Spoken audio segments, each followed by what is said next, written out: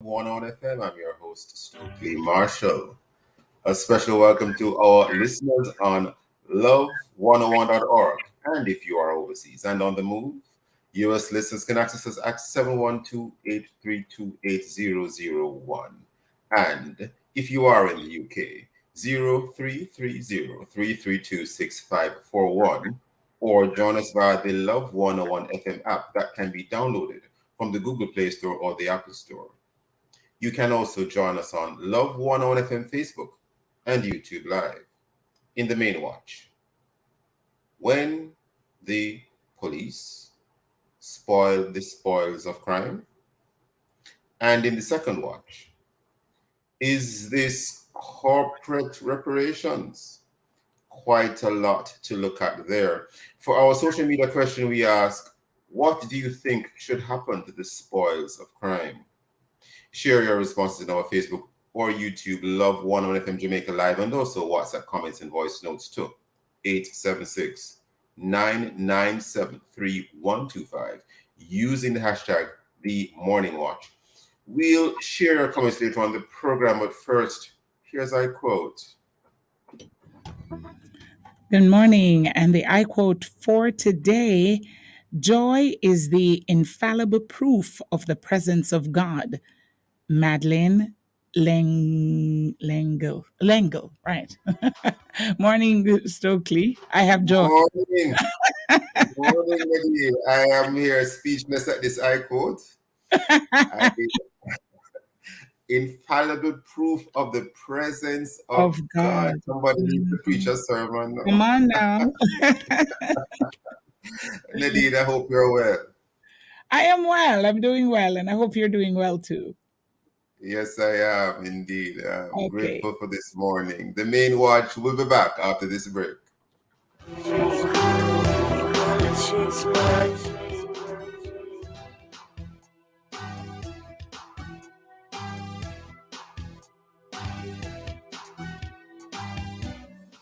Keep fully connected with Flow Fiber Fast Internet at home and on the road with LTE data and calls for a fast, reliable experience anywhere. Over 500 communities have been upgraded since 2020, making more of Jamaica Flow Fiber Fast. And with Yard and Road, get Flow Fiber Faster Yard and LTE Road for as low as $3,999 plus GCT. Visit discoverflow.co to get connected on Jamaica's largest network. Conditions apply. Jamaica and its workforce are advancing quickly. Life-changing opportunities are arising. You need training and support. We are the Renewed Heart NSTA Trust, committed to providing new and emerging skills training and opportunities. Come to Heart. We'll help you claim your place in the workforce of the future. The All-American Institute of Medical Sciences (AIMS) is your preferred tertiary institute with campuses in Black River, Kingston, and Mandeville. AIMS expands your mind to an associate degree in health sciences with electives in pharmacy technician, medical assistant and phlebotomy, dialysis technician, surgical technician in 18 months at a cost you can afford. We also offer a 4-year medical degree program and a Bachelor of Science in optometry. You'll find the AIMS experience to be an enriching one. Enroll at AIMS today. Call 876-634-4068 or visit the website aaims.edu.jm. Medical education par excellence. From generation to generation, Jamaicans have depended on J&B Bank to make the pride and joy of providing a safe place for their families possible. Now, with no processing fees and no down payment mortgage options, you can open the door to your own sweet home, a legacy to hand to your next generation. Visit jnbank.com to get pre-approved today. J&B Bank will help you find a way. Are you looking to unlock your career this summer? Build your skill set through the free GSS and one-on-one summer program. Explore opportunities in accounting, business, information and industrial technology, internship opportunities, career support and mentorship advice from industry experts through the virtual experience. You must be 16 to 20 years old to register. Registration now open. Visit careersunlocked.org for more information. Say yes to GSS this summer and unlock your career. Digicel, Jamaica, haha. Always I put you first, land that we love, so we put in the work. Internet, yeah, fast like boat. Digicel, we say #1 network. Good connection, coverage calls. Digicel, love you how we set the bar. Jamaica, big up Jamaica. Woo. Jamaica, made in Jamaica. For us, yard come first. Digicel, made in Jamaica.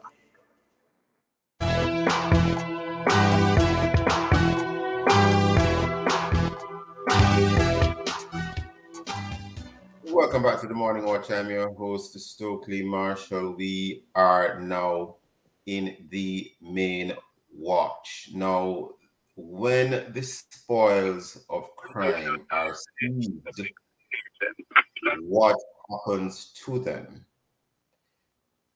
The laptops, the cash, the cards, the cars, the homes, the documents, the jewelry, etc. We're curious, especially with so many arrests and even recent reports of millions in cash and all sorts of kind being identified as ill-gotten or stolen, as the case may be. We have online so far to have a discussion around this. We have Mr. Robert Bobby Finzi Smith. He is a security expert. Many people know Mr. Finzi Smith, and he is no stranger to the Morning Watch. We hope to have online shortly an attorney at law, but until we have confirmation that he's online, we will proceed with Mr. Robert Finzi Smith. Good morning, sir. How are you doing? Mr. Robert Finzi Smith? Speaking. In fact, I think they're both online. So the attorney at law who is online as well is Mr. Lloyd Shackelford. Well and very experienced attorney at law. Mr. Shackelford, good day. And Mr. Finzi Smith, good day. Good day. Morning. Good morning to the both of you. Now, jumping right into it, never enough time on the Morning Watch. Now, we have heard of various raids. And sometimes, as a first step, someone might even ask, are some of these raids even legal? It seems as if they are able to be inside of the person's homes and, you know, even sorts of taking them out of their home early in the morning when they're barely woken up. Are some of these raids even legal? Starting with you, Mr. Shackelford, should they have a warrant when they go to do these raids? Can they just go in like that? We hear anecdotal, and I say anecdotal reports of persons not necessarily using the best of methods to gain entry. Maybe you can comment on that, Mr. Shackelford. Good morning again. Yes. In relation to this question of going in without a warrant, there are some things that the police do. They don't require a warrant, and in an event, if they get a warrant, they're required to state in the warrant what it is that they're going to find, to seek. Whether it's a person or a person and a thing or a person or a thing. Warrants are usually where the police have information and they wish to act on that information. And they are going to a premises, so they get a warrant under whatever state license, state act or under the Firearms License Act. The warrant has to be under a particular act. And that is what they proceed under. There is an act called the Unlawful Possession of Property Act, which requires the police to specify in detail what it is that they are seeking. And if they find something else that is illegal, but not specified in the act, a difficulty can arise. But to answer you generally, when the police are making these raids on places, there is no requirement for a warrant in those circumstances. They have information or they have intelligence, as they might put it, and they act upon it. The other question of what they find and what they do with it, you have not yet asked me, so I'm going to leave it there. Well, we're not referring to any specific case or, any specific incident, but we're speaking very generally this morning. But thank you for that introduction, Mr. Shackelford. Very, very, Yes. very helpful. Very helpful, Yes. sir. Thank you very Yes. much. Mr. Finzi Smith, any comments? And in particular, do you, well, comment first before I ask in terms of the spoils that are collected from these situations. Go ahead, Mr. Finzi Smith. No, my learned friend is quite right in his explanation of the situation. Yes, because when you enter somebody's premises and you are looking for something in particular, if you have a warrant, you are usually restricted to what the warrant covers. If someone comes across something that's not on the warrant but is deemed to be unlawful, that's another kettle of fish. But first and foremost, once you enter the premises and you are encountering what you would consider to be unlawful things, say firearms or other weapons, you're entitled to seize them. Now, the chain of evidence means that you have to immediately record what you have gotten and secure them. I keep them in a manner that when you go to court, you can, as I said, establish a chain of evidence. So no one can say you tampered with the evidence. Yes.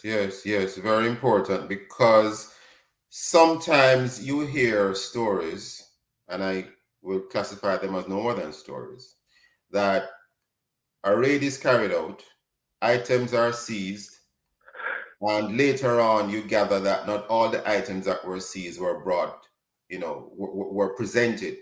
And the question arises as to what became of it. Or sometimes it can be a case of alleged negligence. The police may have seized an item, it's kept somewhere in the custody of the police, but then sometime later when the case is finished, you gather that the asset or the item is not in the same condition it was in when it was originally taken or seized. And the question arises, who is responsible for having not maintained the item in the condition it had been kept in from initially?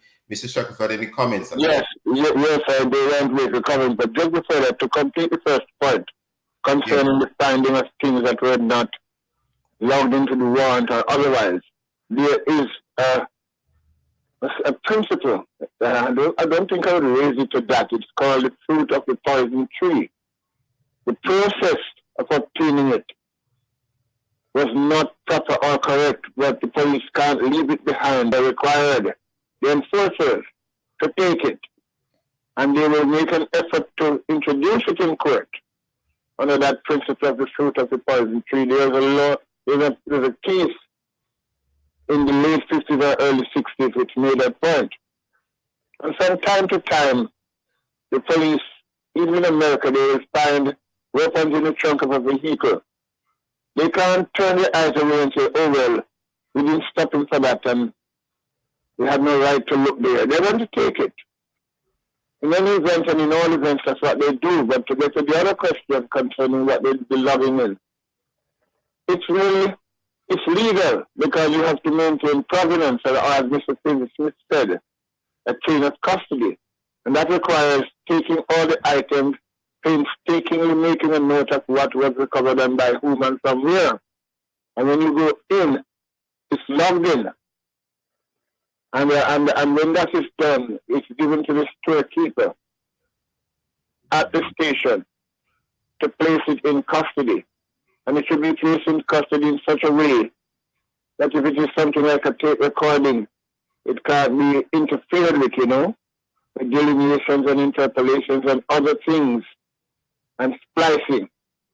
Once the provenance is maintaining that chain of custody in a specific way so that once it is locked away, no one can come in and it's not just about stealing what is there, it's about altering or changing what was collected and put away. Now that duty falls on the commander of the team. It is not something that is going to be anything other than that. The commander of the team will take what is recovered to the location. It's not always a station, but usually it's a station because they have to log in things and get receipts and sign sections in documents called diaries and so on. So that is what is done. And I don't think I can say more now because it's in relation to items that were taken and not carried to the location or the station. I can't comment on that. That will be another process for persons who actually lost the item or saw somebody remove it to start a process and use affidavits and other documents to establish that it was there and it was taken and that it needs to be brought back. That is my comment on that. Yes, you see, because sometimes the accused person could say it wasn't only 5 items that were taken. You know, I'm seeing where in this case in which you're trying, the person is being tried, only 5 items are here, but I had 8 items, but only 5 were taken. And so the defense attorney is now instructed that there were 8 items, but the police or the prosecution are saying that there are 5. Mr. Finzi Smith, any comments on that, sir? Because we do hear that. Can I just give it a further and say that sometimes the item is supposed to be an unlawful or illegal item. You say you take 10 pounds of Jameson and I say, no, it's not 10, it's 100 pounds. Where is the other 90? All right, I just want to say that, and I'm serious. Actually, there is a unfortunately funny anecdote about, as you mentioned, ganja. There's a funny story told of a group of policemen going up a hillside towards a hut. Hill is steep. The fittest of them arrive, walks into the hut, and finds an individual and says, look how you made me climb this hill to come and find you with 300 pounds of ganja. The second policeman arrives and says, what's happening here? He says, you see, I found this man with 200 pounds of ganja. The third policeman, perhaps not as fit as the rest, arrive and say, what is happening? He says, you see, we find this man with 50 pounds of ganja. By the time the inspector got to the scene, he says, what's happening here? He says, boss, we catch this man with a spliff. So it is anecdotally funny, but unfortunately, in certain cases, slightly closer to the truth than humor. Yes, Brings to mind the recovery of cash in an armed robbery. Someone robs a bank or individual and takes off, encounters the law enforcement officials, and during the back and forth, they're apprehended, and the report comes out that these 2 men were engaged in a gunfight, and when everything cleared, $2 million was recovered. Sometimes the bank will indicate to you or the person robbed, I was robbed of $3 million. And sometimes what accompanies that is the story of escaping into nearby bushes of the third individual. And it is then assumed that the million went with the third individual. Some people not thinking far enough to understand that in the departure from the robbery scene and the eventual pursuit, there was no time to sit down and divide it up. So it lends itself to skepticism. I'm not saying it can't happen, but I'm saying that sometimes temptation overcomes common sense. And it has almost reached a point where people anticipate it happening. And in certain cases, supposedly well-thinking citizens will consider people who recover loot, who have not assisted their sense of well-being with any of the loot, as being stupid. We couldn't do our risk my life buying that and turning everything. And they almost authenticate the unfortunate utilization of the loot. When there are people who justify it by telling you that if it's a bank robbed, the money is insured. But again, it comes back to assumption, as my dearly departed father used to say. Be careful of that, because when you assume, you make an ass out of you and me. You know, thank you for that, gentlemen, because it's a concern, and I think you've both addressed it as best you can. I'm going to switch gears a little bit now. Let's assume that the case having been brought before the court, you know, whether it's in relation to lottery scamming or drug trafficking or whatever the crime is, the matter is before the court, the person is found guilty. What, if anything, would likely happen to the spoils of the crime that are, you know, discovered? Whether it's let me just finish first for the benefit of the listeners. Whether it is motor cars, whether it is real estate, jewelry, cash, and then on the flip side, what happens to these spoils of crime? Well, they wouldn't be called spoils of crime anymore if the person is found not guilty. So what happens in both cases, Mr. Shackelford? Yes, well, I answer it this way. When the matters go to court, if they become exhibits, they become annexed to the court. It becomes part of the court and the record of the court. And so exhibits are usually kept unless or until the citizen or some entity can establish that they have a right to it, an entitlement to it. Then they can use process to get it back. A car is taken because it is believed to be stolen. The owner of the car comes forward and says, no, that's my car. And so they have to attend the court. And from time to time, they may have to file papers to establish, not beyond a reasonable doubt, but on a balance of probabilities, that the item belongs to them. You don't just walk in and hold up your index finger and say, no, that's mine. You can't do that.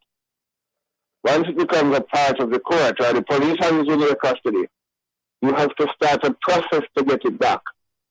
And it requires attending court and giving evidence, sometimes via fortress, sometimes by documents.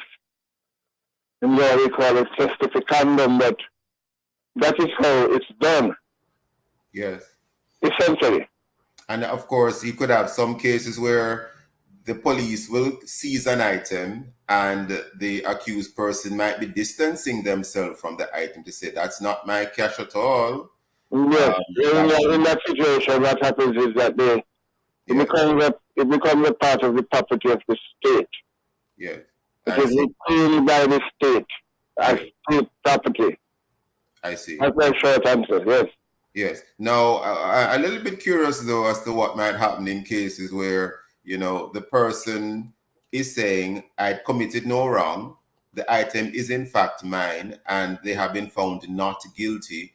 I don't know if any of you have any comments on that, whether you, Mr. Shackelford or Mr. Finzi Smith, what happens to the item? They're saying it's theirs, and it's not because of any crime that they acquired it. Mr. Finzi Smith? My learned friend has indicated, first and foremost, they would have to establish ownership of it. The process. You can't just get up and take your word for it. They establish ownership. Matter has been disposed of. Now, having established ownership, there's a process for the return of the item. And my learned friend would be far better able than I to to tell you what procedure that would follow. Well, so again, they're asking if the person is claiming and maintaining that the property in the item belongs to them, Yes. and they were exonerated in court. What happens? Is that the question? Yes, that's the question.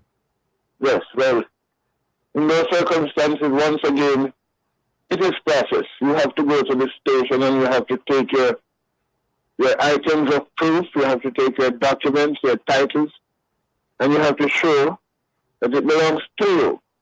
It's like a policeman sees a motor vehicle parked somewhere not where it should be, and he takes it over on his record and takes it to the pound. Yeah. You can't go to the pound and say, "Can I have the car? It's mine. Here's the record." So you say, no. It doesn't work like that. Establish that the car is yours first. And so that is the first thing, to establish that the item belongs to you. And having done that, and the perusal of the circumstances will show that you are correct in what you say about the case, the item will be returned to you. If there is hurt or damage, it's another issue, and then that will be a claim against the state, meaning those persons who were involved in it. But it stops when once the case is finished, the criminal case, the item should be returned, and the court can order the return of the item. There is no need for process. The court can order that the item be returned, and that would be the end of it. If there is no order made by the court, for whatever reason, you have to go and establish that it is yours first. Or if the court is unable or incapable of making an order because of the mixed nature of the things taken and the places from where they are taken, the court may just not say anything, because in not saying anything, it goes through the process where you must come in and establish that it's yours. That's my comment. Understood. Now, switching gears a little bit here again, further switching gears. When the case is finished, sometimes the accused person might have been found not guilty. They go back to their regular life. And then for some reason, they need to get a police record for something that they are doing, something quite normal and lawful. And then when they go to get the police record, they are discovering that there is a fingerprint. Now, obviously, when the case in court was being commenced, it's likely that their fingerprint would have been taken or ordered by the court, as the case may be. But for some reason, having been found not guilty, some administrative process wasn't carried out to destroy that fingerprint or to remove any connection between that former accused person and this alleged crime for which they have been found not guilty. Any comments on that, Mr. Shackelford? Because it seems as if... Well, I will just say this, that first of all, Counsel, it's not a police record that is being sought, it's a police certificate. Exactly. It's a certification that you have no record. I use the term record because that's what the public tend to call it. But I know, but I don't think I need to do that. Yes, thank you. It's a police certificate that is being sought. Yes. Now I'm going to see that certificate that you have no record. If you have no record, you have no record. A record is something that is a conviction by the court is communicated. The CIO has been in the news recently. They don't, things don't happen as quickly as they should. Not like the National Health Fund where after 5 to 10 minutes you go and you get through. And I don't mind putting in that plug for them, but I'm just saying that when you go, if you go to get your police certificate, they have to do their checks, and as you say, there may be an errant fingerprint that came across. It cannot form part of your any record. It cannot. Yes, it can't. It has to be related to some conviction. A processing court is not a conviction, obviously. Yes, it can be a nightmare for the former accused person because the case is over. There's no need for them to be going through the process now of trying to get that print removed so they can get a clean certificate. Well, we can go back to the court. Yes. And speak to persons there in the prosecutorial department and seek assistance in having the matter rectified. The records office ultimately is the entity or authority that will do that. But in terms of facilitation, the prosecutorial arm and also even and especially the police can assist. Have to leave it there this morning. Have to leave it there. Have to leave it there this morning. Mr. Finzi Smith and Mr. Shackelford, thank you for this very interesting segment with both of you. A lot of information, just so much more we could have unpacked, but alas, because of time. Gentlemen, thank you very much. You're welcome. Thank you very much. Have a good day. Stay safe. Good.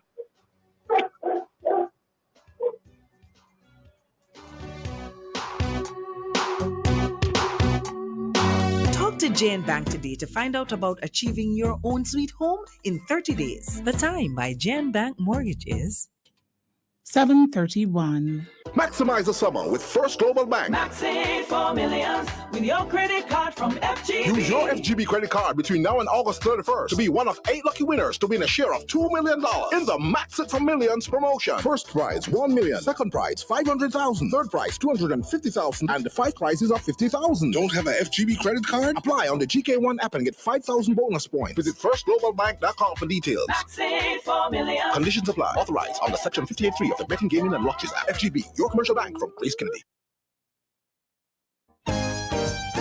We are a proud, resilient nation. 60 and growing stronger. Together we'll make the future bright. With Flow by our side. One love. Black, green, and gold all the way. Everyone, keeping the lead strong. Out many. To everyone. No flow from Flow, Jamaica's network. Geddes, way up, still up. Geddes are the big brother, wherever up. Way up on tears, that I get this. Way up on quality, that I get this. Way up on flavor, that I get this. That I get this, that I get this. Roll pin and get your Geddes. From baked beans to sausages. Get your Geddes from corned beef to mac and cheese. Get your Geddes from pasta to sauces. Geddes, way up and still up. Get your Geddes.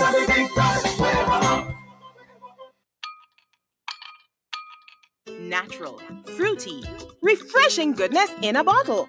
It's Clarendon Blends Natural Juices, packed with vitamin C and fruit-delicious goodness. Try one of our exotic flavors today. Pineapple grapefruit, sorrel mango, guava pineapple, and mango pineapple. Clarendon Blends Natural Juices, refreshingly flavorful. Manufactured by Taijun Company Limited, Palmer's Cross, Maypen. The Jamaica Agricultural Society, in association with the Ministry of Agriculture and Fisheries, present the Denby Agricultural, Industrial and Food Show from July 30 to August 1 at the Denby Showground, Maypen, Clarendon. Yes, Gates open 8 a.m. to 10 p.m. daily. Admission $1,200 for adults, $600 for children. Jamaicans, grow smart, eat smart. Come celebrate Jamaica 60 at Denby 2022. The search is on to find our 2022 Gospel Star. Your votes will help decide the winner. Watch Sunday, July 24 at 6 p.m. on PBCJ, Love TV, Facebook at Jamaica Cultural Development Commission, and YouTube at JCDC Jamaica 1. Tune in for the grand finale, Saturday, July 30 at 6 p.m. Remember, vote for your favorite to be the next Gospel Star. Powered by Chase Fund, sponsored by Sagicor, Digicel, Pika, and Shirley.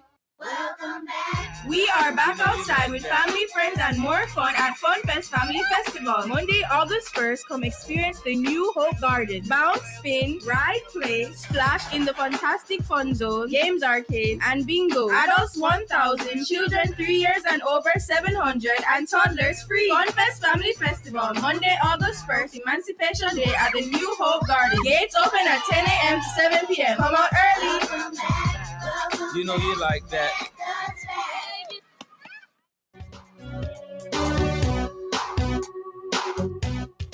Welcome back to the Morning Watch. I'm your host, Stokeley Marshall. Let's take a look now at the newspapers to see what Jamaicans and others are saying and doing.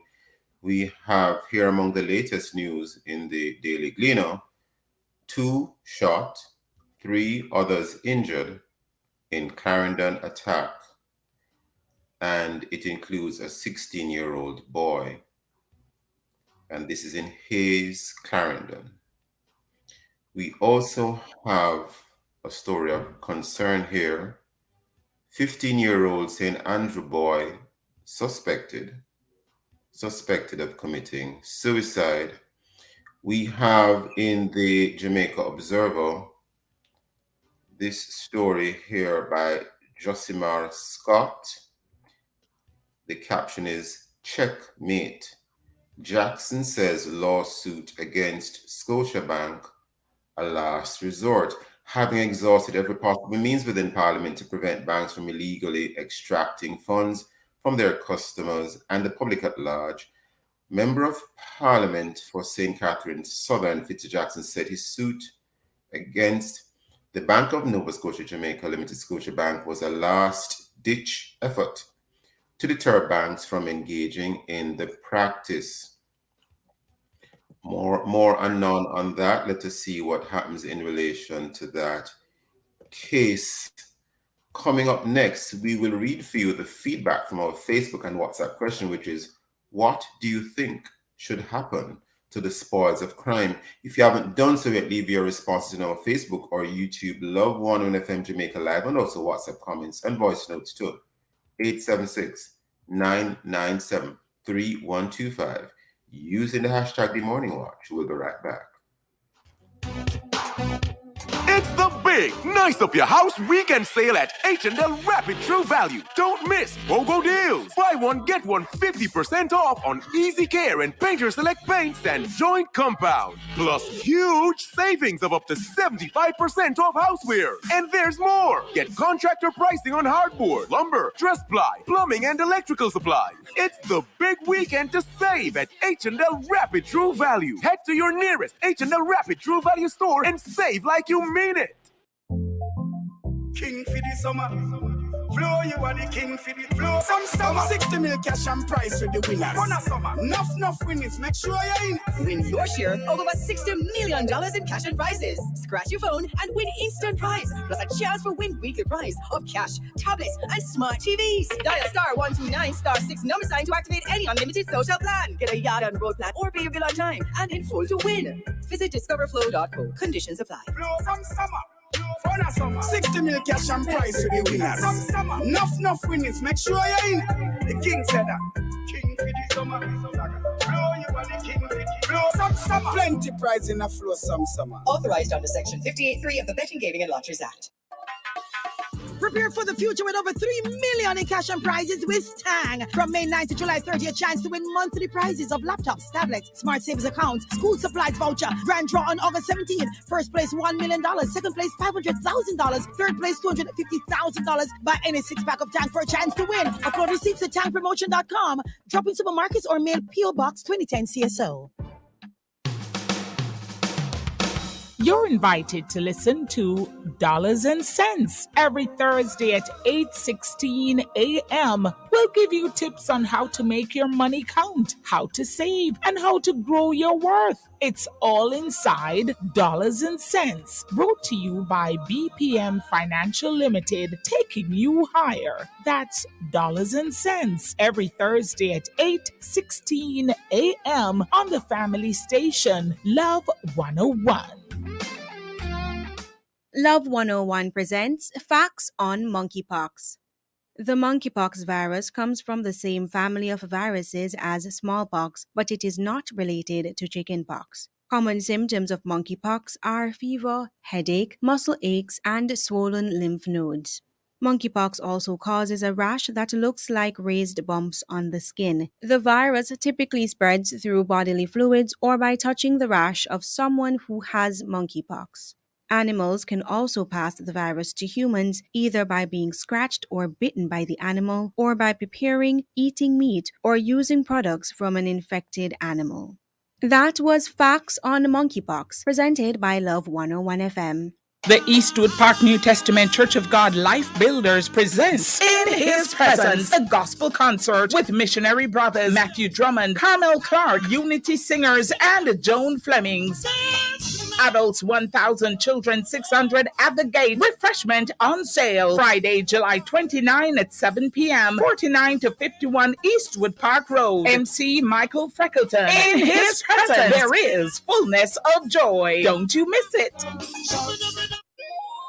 Every day I get bigger, every day I get better.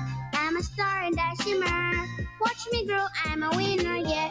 Every step that I take, oh yeah. Feeling great cause I'm learning, yeah. I'm a star in that shimmer.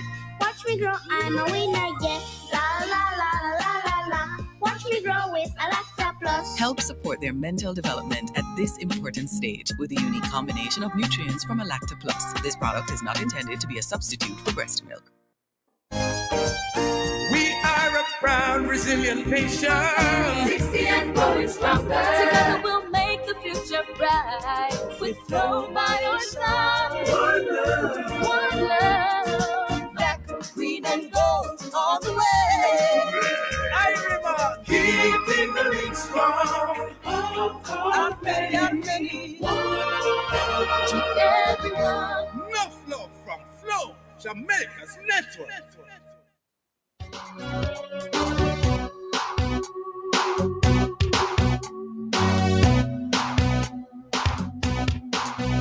Welcome back to the Morning Watch. I'm your host, Stokeley Marshall. Let's join Nadine for a look at how our Facebook and WhatsApp friends answer today's question. What do you think should happen to the spoils of crime? Nadine. Boy, we have quite a few. I'm going to go through as quickly as I can. Joan on Facebook says, secure them for all who seize the spoil. They should be used as evidence in the first place. And after that, if the money and valuables, they can fix and update in public sphere. Yeah. Somebody just said resume hanging. I don't know. Well, let's move on. On WhatsApp, I think it should be used to help take care of the vulnerable. Someone says, very funny but factual. What should be done with the spoils? Another person says, where seized items are concerned, too often items go missing. Police deny taking them. These areas need to be updated in law.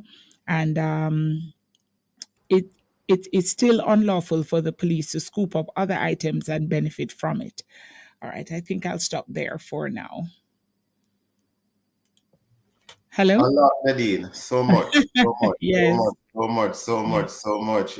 We probably, we could consider revisiting this topic in the future. There's obviously much more that can be unpacked here. Indeed. But alas, we move right into the second one. Switching gears now. Reparations. Now, some time ago, Olivia Grange, Minister of Sports, Youth and Culture, told Reuters in an interview, quote, our African ancestors were forcibly removed from their home and suffered unparalleled atrocities in Africa to carry out forced labor to the benefit of the British Empire. And it goes on to read, redress is well overdue, unquote. Now, some countries like England are being asked to pay reparations. And we have learned also that some private corporations have voluntarily or plan to deliver reparations for slavery to Caribbean countries. The question often is often asked, however, what form will reparations take? Will it be in creating and developing and strengthening institutions, or will it be actual cash given to persons? And there are different views on this and different points of view. But our ancestors didn't receive reparations, but the persons who had enslaved them did. And I don't know if they were given strengthened institutions, they were given money. But we will discuss these matters. We have as our guest today, Reverend Dr. Stephen Jennings, past president of the Jamaica Baptist Union, member of the National Council on Reparations, and also attorney at law. Bert Samuels, and a member of the National Council on Reparations. Gentlemen, good day to you both. How are you? Great to be here. Reverend, how are you? Fine, thank you, Sir Bert. Good morning, Sir Stokeley. Great. Now, there has been a recent move by at least one company to grant reparations or to provide reparations or to participate in that process. Any comments on this? And is this the sort of move that is accepted by the National Council on Reparations, for example? Starting with you, Mr. Samuels, your initial opening thoughts. Well, I have to declare my hand. The National Council on Reparation is chaired by Lalita. Myself and Reverend Jennings are members of that council. I am the deputy chair. We were invited last Thursday to sit with the CEO of Digicel. He invited us, myself, the chair, and a representative from the Ministry of Culture, Gender, and Sports, Miss Joanne Archibald, went and spoke with him. And that is when he explained to us the initiative that he's taking. We have decided to convene a meeting of the National Council on Reparation, which incidentally is tomorrow. So we have not taken a position on that initiative. So that the views I express now are my own, and it will be certainly subject to the Council's meeting and deliberation on the initiative. So I just want to make it clear that the views are my own. So that's the history. In fact, he went public before he spoke with us, and there is his speech where he said that he's seeking to get from the European nations their position and to lobby them, as it were, to make a reparations payment, a fund which would act as a development fund for the scars and the debt that is owed from our enslavement. He made particular reference to the payout, as you have just done, to the planters, and no payout to the victims. So the narrative is resembling our narrative, but as a council, as you know, we were formed by the government of Jamaica to be an advisory body, and this is from 2009. So once we deliberate on the issue, then certainly there'll be a Jamaica Council on Reparation will now be giving a statement, no doubt, on the initiative. Well, we don't want to preempt the statement, but I'll read a little bit of the newspaper or online. This is Loop Caribbean News. And the headline is Digicel, chairman announces reparations plan for Caribbean countries. And among the things in the article, and it's written by Laura Dowrich Phillips, among the things in the article, it reads, the fund will be used to promote major projects in agriculture, health, and education, among other sectors, over 25 years. And so what they're proposing, from what I'm seeing in the article, is creating an investment funding arrangement for each of the countries affected by slavery, an investment funding arrangement. Without you going too much into the details of your discussions with Digicel, Mr. Samuels, is what I just read concurs with what you would have heard when you spoke, when you had the meeting recently? Those are his words. He did speak of those three areas: agriculture, education, health. Yeah, he did speak of it and the fund. So he's being correctly quoted there. He did make a public announcement, as I said before, and it fits into our initiative. The advice that we should give the government, it fits into that. The struggle has been long. It's the council. It was before being called a council, a commission was formed in 2009. And I must tell you, when it started, people scoffed at the idea. I joined the commission then, commission then, in 2012, 3 years after it was formed. So I've had a 10-year stint on that. And the developments and the sensitization, the Black Lives Matter movement has just come together to crystallize and give legitimacy, give, as it were, it has been, pulled into public opinion. So no longer people are saying, oh, slavery's gone a long time, why are we bothering about that, etc. We are now proud, and I think Reverend Jennings can also say this, that we are proud that we have been, made correct by history itself. So what has not been achieved in a year or two has now come on the front burner. So reparation is on the front burner. And there are different forms of reparation. I want to remind the public, it's not just a payout. There are artifacts which were stolen by these European countries. The British Museum has artifacts belonging to Jamaica. The tiny gods, the statues that they made were stolen, and they do not want to give it back to us. So reparation is not just money. It is also other things which to make this repair. And reparation maybe is a bad word in terms of, it's a lengthy word. We want to use the word repair, to repair a damage that has happened. Reverend Jennings, when I see, and not in any way saying that the move by Digicel is to be scoffed at, it's obviously a massive commitment for them, it would appear. But how do you distinguish reparations from what some could say is really just normal philanthropy? Someone could say, well, rather than do normal philanthropy, they are going to, place it under reparations. Because reparations, as many persons might think it ought to be, or based on precedent, because the Europeans who had enslaved Africans were given money, but this form of reparations might resemble something more like philanthropy. So how do you distinguish the two? Isn't it philanthropy? Your thoughts, Reverend Jennings?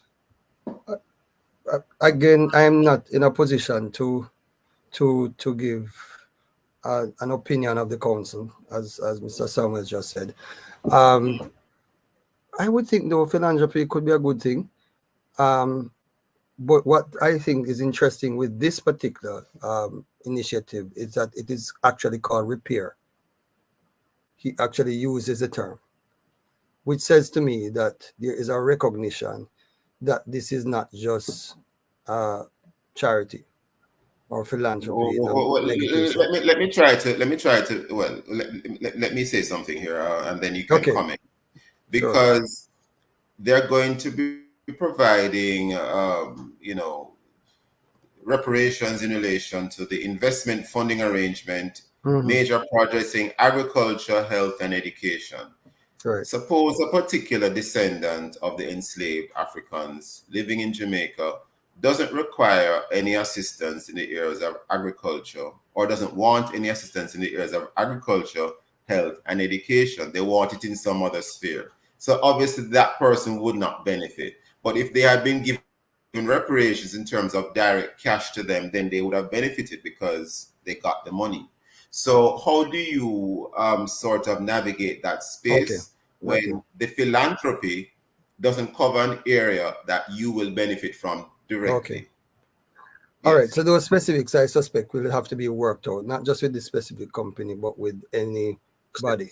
What seems to be the process that CARICOM surely has advocated is that the investment go society-wide and not necessarily to an individual, and that it seeks to develop a society in particular ways that will benefit the majority in the society, particularly those who have been affected by the downside of the structure of that society, which itself is a legacy of the enslavement and the colonial period. Yes? So that an individual would not necessarily get what they want, but a society might get what it needs. But and I think I'm, that is I'm, I'm glad you said approach that, that Reverend Jennings. I'm glad you said that the person may not get what they want, because the Europeans who had enslaved our ancestors arguably got what they want. Maybe they didn't get enough money according to them at the time, but Right. at least they received money. So technically they got what they wanted, even if the quantum in their minds wasn't adequate. But in this case, we're not getting funds directly in our pocket. I know there might be some issues and challenges in terms of, lineage and working out who's a descendant of who and all of that. But be that as it may, we are now here. Any comments or thoughts on that, Reverend Jennings? Well, reparations for me is a spiritual and a theological and a religious issue as well. It is part of the gospel message that says, when I have done wrong, as a part of my repenting, turning to God for help and for forgiveness, I must also turn to my brother and sister and seek to repair the damage as far as I know. There's precedent for that in scripture. Zacchaeus is perhaps the most famous case in Luke chapter 19, where, having come to Jesus, he says, if I have stolen or if I have taken more than I should, but even apart from stolen, I will give 4 times as much. Now you have to understand that the law of Moses, in which he would have grown up, said you should get at least 20% plus damages. So people who had a sense of reparation in the Old Testament, and that carried over into the New Testament. And when he says this, Jesus says to him, today salvation is come to this house, because this man is proving to be a son of Abraham. So he's not just saying he's repenting, he's showing that repentance in terms of his reparation. And I think that is something that needs to be said, because many of these countries that enslaved did it at the time when they said they were Christian nations. Yes? It's not just an economic thing. So that Christianity ought to show itself, not just in saying, I'm sorry, but in terms of making economic reparations, among other things. Thank you for that, Reverend Jennings. Mr. Samuels, before we wrap here, recently we had a member of the royal family here in Jamaica, and he did say words to the effect that he expressed sorrow for what our ancestors went through, but he didn't take it any higher than that. However, we have here this company which is, as it were, taking a step in the direction that that the reparations committee might prefer. Let me say that because you have not yet had your meeting.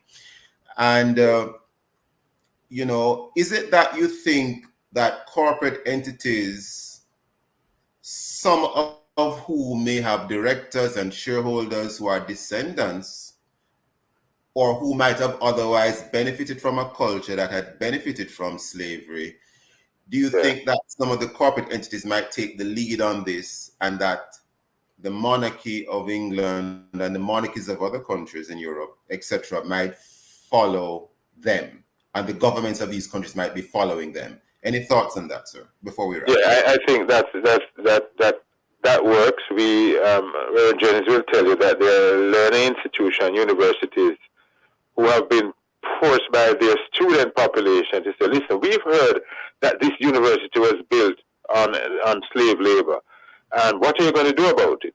So example has been set in institutions of learning where they think that reparations should be paid. Now, if we go to the church, there was an apology from the church for its participation in slavery. Now we look at the corporate world, and is now coming to accept that there was damage done and repair is needed. So yes, I think that when it is the corporate world is now agreeing with it, it now makes give legitimacy to the claim. As I said, you know, if you listen to the conversations in 2009, 2010, 11, 12, 13, if you look at some of the articles written in the newspapers, they were ridiculing the idea of reparation. But they have come around. It is now They have come around. by all of this. And this is why we're happy that there's recognition, firstly, that is wrong.